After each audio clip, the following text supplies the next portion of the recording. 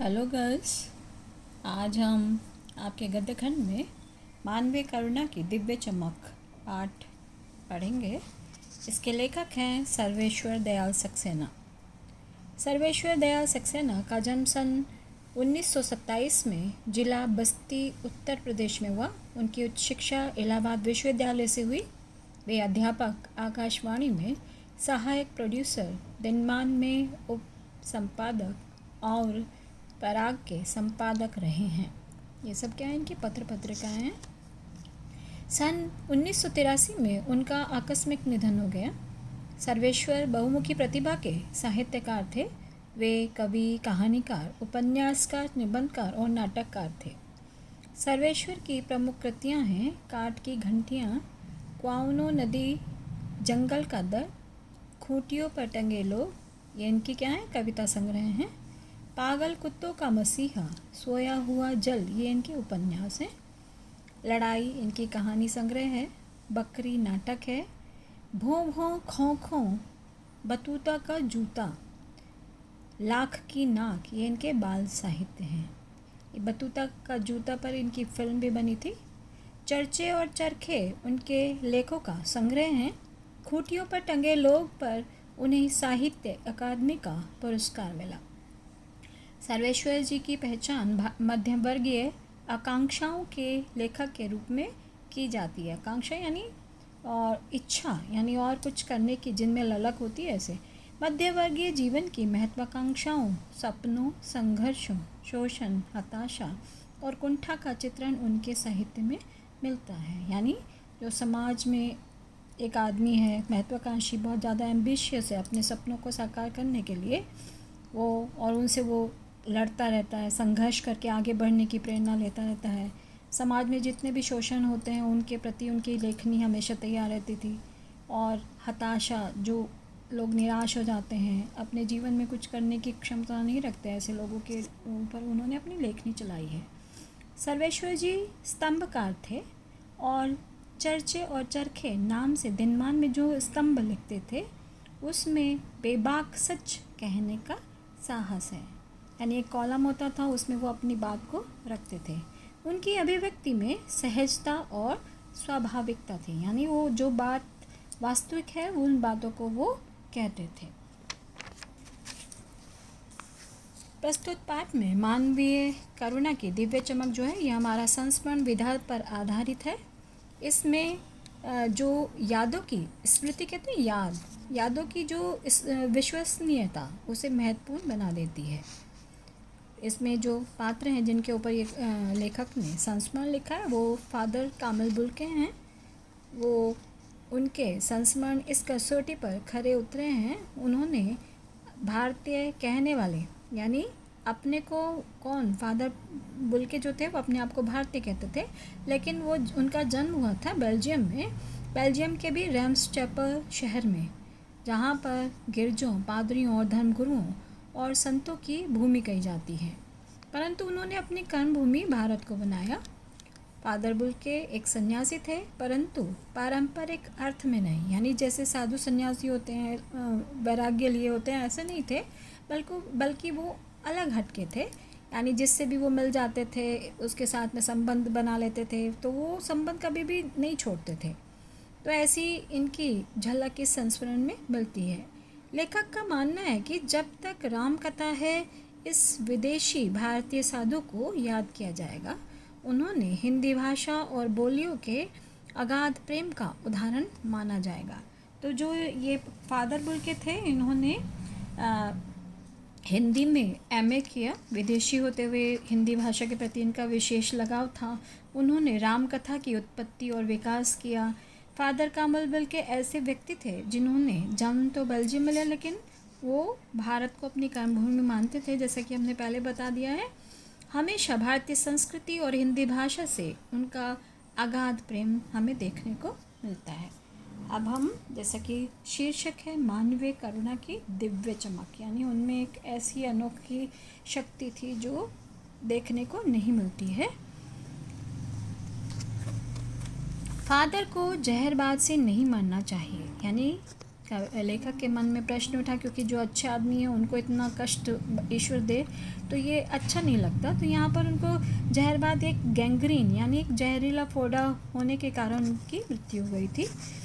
जिसकी रगों में दूसरों के लिए मिठास भरे अमृत के अतिरिक्त और कुछ नहीं था, उसके लिए इस जहर का विधान क्यों हो।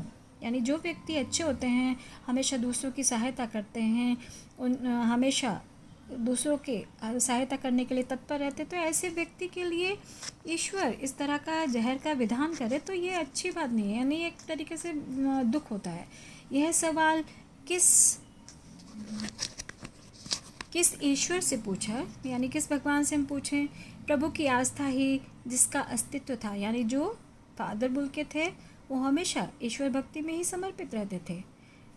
वह देह की इस यातना की परीक्षा की आखिरी देहरी पर क्यों है, यानी वो अंतिम समय में ईश्वर ने उनको यातना कहते हैं कष्ट, इतनी सज़ा क्यों दे दी कि जो व्यक्ति नियम से हमेशा दूसरों की सहायता करता था, प्रेम पूर्ण रहता था, स्नेहपूर्ण व्यवहार करता था, तो ऐसी अंतिम समय में देहरी कहते हैं अंतिम, जब उनके जीवन का अंतिम पड़ाव था तो ईश्वर ने उन्हें ऐसी बीमारी से ग्रसित क्यों कर दिया।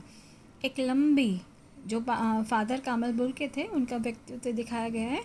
एक लंबी पादरी के सफ़ेद चोगे से ढकी आकृति सामने, और गोरा रंग है, जो सफ़ेद झाई मारती भूरी दाढ़ी है उनकी, नीली आँखें हैं और बाहें खोल गले लगाने को आतुर हैं। यानी लेखक ने उनके विषय में बताया, फादर बुल्के के विषय में, वो क्योंकि आपने देखा होगा पादरी यानी जो ईसाई धर्म को मानने वाले जो धर्म गुरु होते हैं उनकी एक पोशाक होती है सफ़ेद रंग का, जो कि वो पूरा ढका रहता है, और उनका रंग कैसा है, गोरा है, और सफ़ेद झाई मारती भूरी दाढ़ी, उनके चेहरे पर भूरी रंग की दाढ़ी है, और उनकी आंखें कैसी है, नीली है, और वो हमेशा बाहें खोल गले लगाने को आतुर, यानी हमेशा उनके हाथ दूसरों की मदद करने के लिए सामने फैले रहते हैं। आतुर कहते हैं यानी इच्छुक रहते हैं वो। इतनी ममता, इतना अपना तो इस साधु में अपने हर एक प्रियजन के लिए उमड़ता रहता था। वे हमेशा ममत्व यानी स्नेह से पूर्ण रहते थे, एक अपनापन उसमें रहता था, और वो जितने भी लोग उनसे मिलते थे, यानी जो उनके प्रिय लोग थे, वो उनकी हमेशा सहायता करने के लिए वो तत्पर रहते थे। 35 साल से इसका साक्षी था, यानी जो लेखक थे मतलब उनके साथ इतना लंबा समय उन्होंने व्यतीत किया, तब भी जब वह इलाहाबाद में थे और जब भी वह दिल्ली आते थे। आज इन बाहों का दबाव मैं अपनी छाती पर महसूस करता हूँ, यानी जो एक अपनापन था उनमें, लेखक उसी को यहाँ पर बयां करते हैं। यानी उनके साथ रहते हुए उनको कितने साल हो गए थे, 35 साल हो गए थे जब वो इलाहाबाद में थे। अभी आगे हम पढ़ेंगे, वो परिमल के एक साहित्य जो समिति थी उसके सदस्य थे। फादर को याद करना एक उदास संगीत, शांत संगीत को सुनने जैसा है। उनको देखना करुण निर्मल जल में स्नान करने जैसा था, और उनसे बात करना कर्म के संकल्प से भरना था। यानी उन्होंने फादर के विषय में बताया है कि वो कैसे थे, एक करुणा से पूर्ण निर्मल यानी स्वच्छ जल के समान स्नान करने जैसे थे, यानी कोई भी उनमें छल कपट नहीं था, और वो हमेशा अपने कर्म को ही ज़्यादा महत्व देते थे। परिमल के वे दिन याद आते हैं जब हम सब एक पारिवारिक रिश्ते में बंधे जैसे थे। परिमल जैसे कि मैं बता रही थी साहित्य संस्था का नाम है, जिसमें कि सभी साहित्यकार रहते थे, अपने साहित्य पर चर्चा करते थे। तो सबके बड़े फादर बुल्के थे, यानी उन सब के जो सदस्य थे उनमें सब में बड़े कौन थे, फादर बुल्के थे। हमारी हंसी मजाक में वे निर्लिप्त शामिल रहते थे, यानी जब वो हंसी मजाक की बात कहते थे तो हमेशा वो बिना किसी भेदभाव के उनमें शामिल होते थे। हमारी गोष्ठियों में वह गंभीर बहस करते थे, हमारी रचनाओं पर बेबाक राय देते थे, और हमारे घरों के किसी उत्सव और संस्कार में वह बड़े भाई और पुरोहित जैसे खड़े हो हमें अपने आशीष से भर देते थे। यानी यहाँ पर एक दिखाया गया कि कैसे वो अपनापन लेकर जहाँ उन्हें सुझाव देना होता था सुझाव देते थे, जहाँ उत्सव होता था वो शामिल होते थे, और एक बड़े भाई की तरह हमेशा वो उनके सिर पर अपना आशीर्वाद बनाए रखते थे। मुझे अपना बच्चा और फादर का उसके मुख में पहली बार अन्न डालना याद आता है, और नीली आँखों की चमक में तैरता वात्सल्य भी जैसे किसी ऊंचाई पर देवदारू की छाया में खड़े हों। यानी यहाँ पर लेखक ने अपने पुत्र का, जब उन्होंने प्रथम बार अन्नप्राशन होता है, यानी जब बच्चा 6-7 महीने का होता है तो उसके मुंह में अन्न डाला है, तो वो भी कार्य किसने किया था? फादर बुल्के ने किया था। और उनकी आँखों में हमेशा एक वात्सल्य प्रेम, यानी एक अपनेपन का जो एक प्रेम तैरता था वो हमेशा दिखाई देता था। और वे देवदार, यानी यहाँ पर एक वृक्ष है जो कि अपनी छाया में हमेशा जैसे आसपास के क्षेत्र को ढक लेते, उसी प्रकार फादर बुल्के भी अपनी स्नेहमयी आशीर्वाद से सबको अपना सानिध्य प्रदान करते थे। कहाँ से शुरू करें? इलाहाबाद की सड़कों पर फादर की साइकिल चलती दिख रही है, वह हमारे पास आकर रुकती है, मुस्कुराते हुए उतरते हैं। देखिए देखिए, मैंने उससे पढ़ लिया, और मैं कहना चाहता हूँ कि उनको क्रोध में कभी भी नहीं देखा, आवेश में देखा है। ममता, अपनापन, प्यार में लबालब छलकता महसूस किया है। अक्सर उन्हें देखकर लगता है कि बेल्जियम में इंजीनियरिंग के अंतिम वर्ष में पहुंचकर उनके मन में सन्यासी बनने की इच्छा कैसे जागृत हुई, जबकि घर भरा पूरा था। 2 भाई, 1 बहन, माँ और पिताजी सभी थे। यानी यहाँ पर लेखा कहने का तात्पर्य है कि वो कभी भी क्रोध नहीं करते थे। हाँ, उनको जोश में तो देखा है, लेकिन उनमें ममता हर समय झलकती रहती थी। वे बेल्जियम में पैदा हुए थे और इंजीनियरिंग के अंतिम वर्ष में उन्होंने पहुंचकर संन्यास ग्रहण कर लिया था। उनका भरा पूरा परिवार था, यानी ऐसा कोई भी भाव नहीं दिखता था जिसे देखकर वो सन्यासी बनेंगे, पर उनके मन में जो एक सन्यासी बनने की जो इच्छा हुई वो उन्होंने अपनाई। आपको अपने देश की याद आती है? लेखक उनसे पूछते हैं। मेरा देश तो अब भारत है, मैं जन्मभूमि की पूछ रहा हूँ। यानी लेखक उनसे जिज्ञासापूर्ण पूछते हैं कि मैं आपकी जन्मभूमि के लिए पूछ रहा हूँ। वो फादर बुल्के कहते हैं, हाँ आती है, बहुत सुंदर है मेरी जन्मभूमि रैम्सचैपल। घर में किसी की याद आती है आपको? तो वो कहते हैं माँ की याद आती है, बहुत याद आती है। फिर अक्सर माँ की स्मृति में डूब जाते देखा है। उनकी माँ की चिट्ठियाँ अक्सर उनके पास आती थी, और अपने अभिन्न मित्र डॉक्टर रघुवंश को वह उन चिट्ठियों को दिखाते थे। अभिन्न कहते हैं जो उनके खास मित्र थे, डॉक्टर रघुवंश। पिताजी और भाइयों के लिए उनका बहुत लगाव था उनके मन में। पिताजी क्या थे? व्यवसायी थे, बिजनेसमैन थे।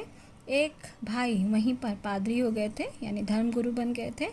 एक भाई काम करता था, उसका परिवार है।